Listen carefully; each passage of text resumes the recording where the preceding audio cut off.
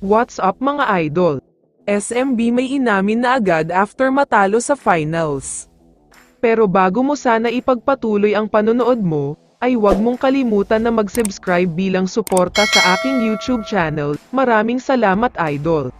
Isang napakagandang Game 6 Finals ang napanood nating lahat, sa pagitan ng Meralco Bolts at San Miguel Beermen.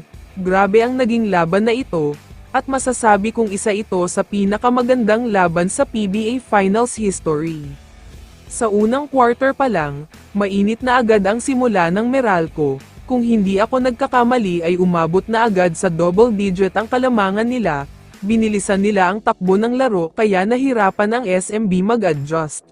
Sa simula naman ng second quarter, mas gumanda pa lalo ang takbo ng laro ng Meralco. Dahil ginawa nilang 17 points ang kalamangan nila, wala halos maisagot ang SMB dito dahil sa bigat ng run na ginawa ng Meralco. Pero sa pagtatapos naman ng second quarter, isang 12-0 run ang ginawa ng SMB, pinangunahan sila ni Marcio Lasseter na gumawa ng 6 na sunod na puntos, kaya naman kinabahan ang Meralco dito. Sa third quarter naman, nagpatuloy ang comeback ng SMB, hanggang sa naitabla na nila ang score. Tahimik lahat ang mga fans ng Meralco dito, dahil nagsimula ng mamayagpag ang championship experience ng SMB.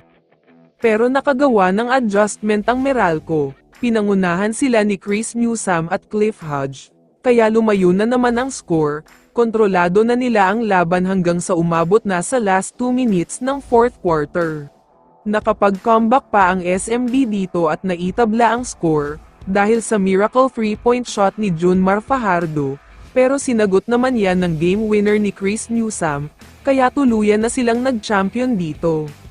Samantala, pagkatapos naman ng laban ay may inamin ang kampo ng SMB, ayon sa kanila ay asahan daw nating lahat na may malaking pagbabago ang gagawin sa lineup, para mas palakasin pa ito sa susunod na conference. Ayon sa mga source, ang mga may edad na players daw ay posibleng bibitawan na, isa nga si Marcio Lasseter sa balak bitawan ng SMB, dahil interesado daw ang Hinebra sa kanya, kailangan daw kasi nila ng isang shooter ngayon. Alam naman nating lahat na sister team ang dalawang team na ito, kaya madaling mapunta si Lasseter sa Hinebra, kailangan lang maghanap ng isang team, na pwedeng pumagitna sa trade na gagawin nila, kaya asahan natin next season na Hinebra na si Lasseter. Kaya naman kung ikaw ang tatanungin idol, ano ang masasabi mo sa balitang ito? I-comment mo naman ang sagot mo sa tanong na ito. So dito na nagtatapos ang video na ito. Maraming salamat sa pagsuporta at panonood mga idol. Ingat at bye-bye.